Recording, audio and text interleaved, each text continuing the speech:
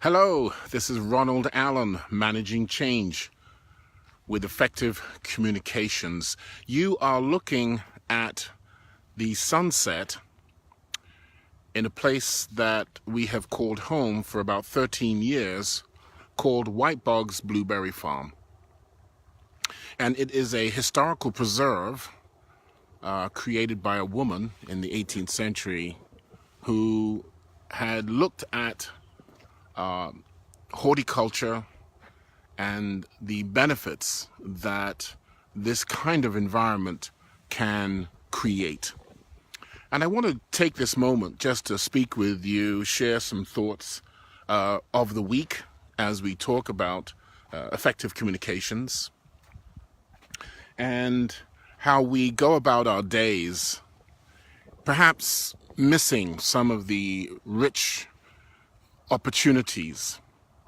I'll share with you a few stories. I know that at this time in our country, I call it home, United States, that there is a lot of trepidation, there is much hostility, and when you do plug into that eternal media, it is typically hostile.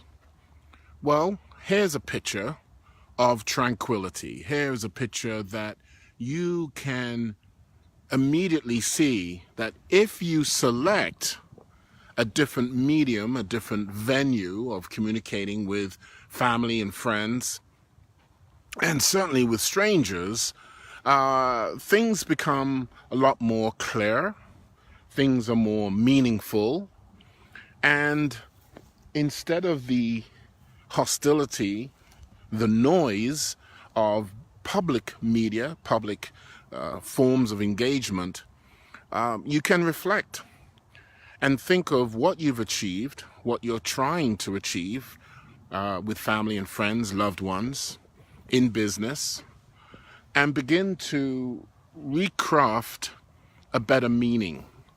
Now, I know a lot of coaches, even motivational people, keynote speakers, talk about, putting on your best face, going with a positive attitude. And some will even give you some basic strategies. I will ask you to look back at your own week, your last month, and if you dare to, even the last year, and ask yourself how you would have rather had those engagements with people that were meaningful, that were required in business, in work, at work. And begin to ask yourself, or rather script for yourself, a better conversation. And that's really what I'm going to speak about for a few moments while the sun is setting and it's getting very dark. But I think the setting, the backdrop is appropriate. It's appropriate because every day this is what happens in this part of the world.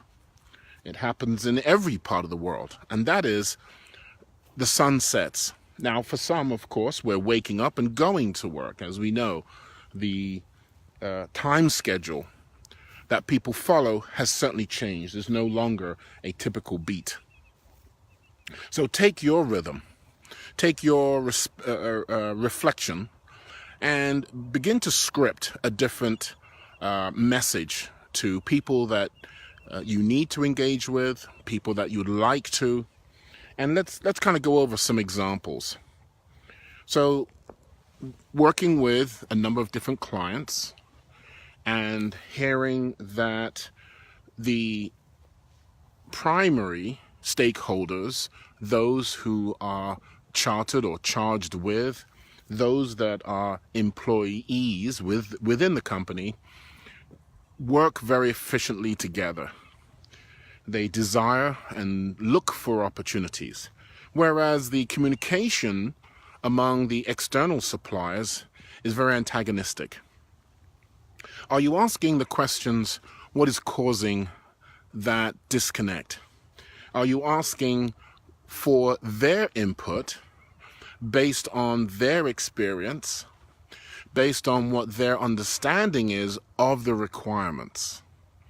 And as you know, I typically jump straight into family dynamics because they are one of the same. You are the same person, you have the same challenges, you have the same limitations in one environment, work, as you do with your family.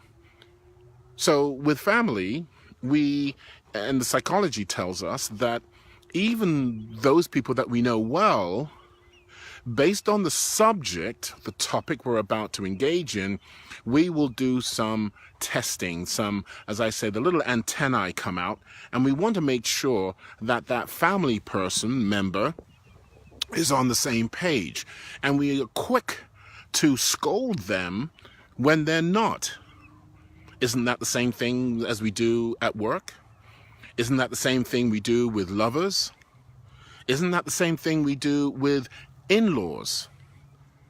So the scripting that I'm referring to is the conversation we have with ourselves before we engage with that other person, and asking ourselves how best to position my point, my desirable outcome, so that we all walk away feeling a little bit more enriched, or at least that we've learned something, or that an opportunity hasn't been missed.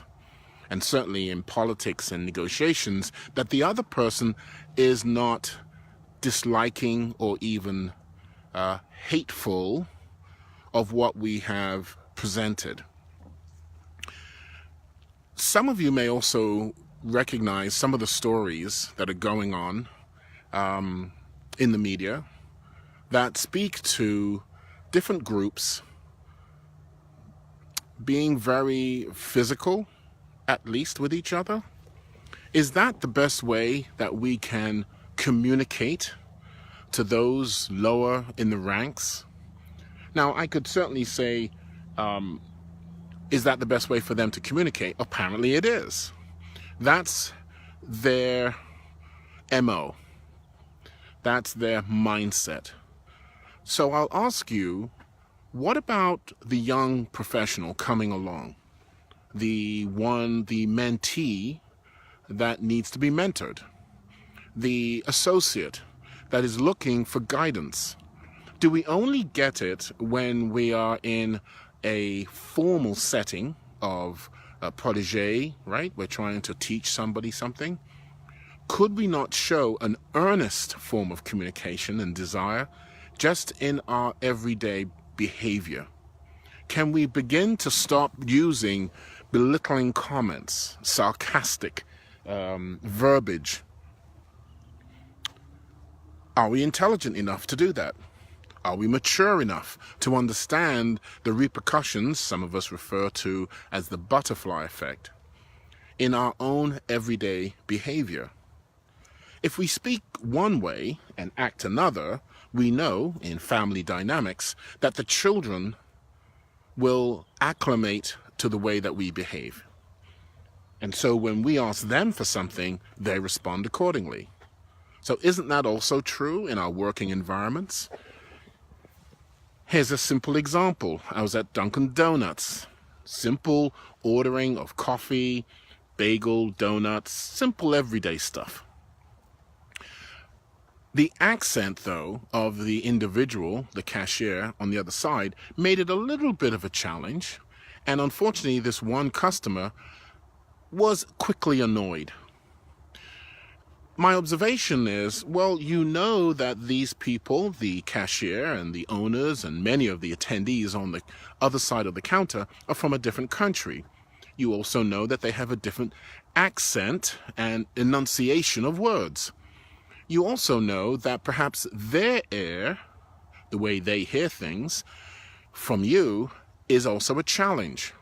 Wouldn't the mature thing to do is to speak slowly, more quietly, and simply ask, is that what you're asking for, or is that what you understand from their response to your request? Intelligence goes both ways. I had another quick story for you, as the sun is definitely setting here and it's absolutely gorgeous. I'll do a quick pan just to let you see.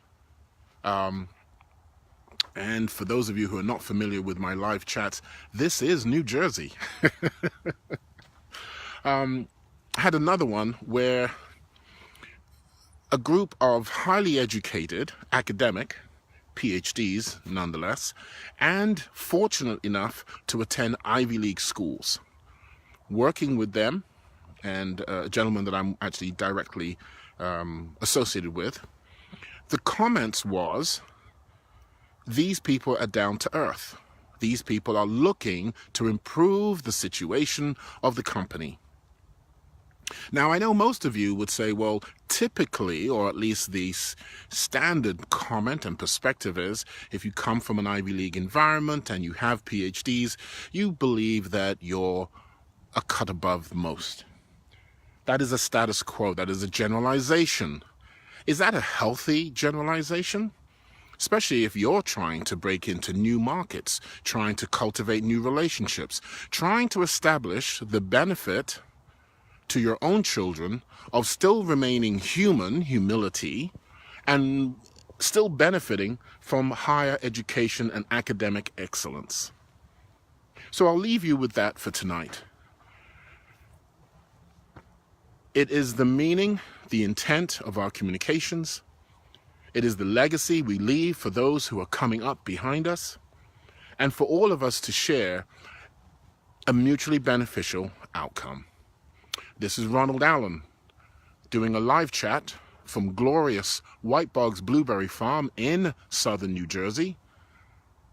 I wish you the best. Have a good night, and you know where to find me.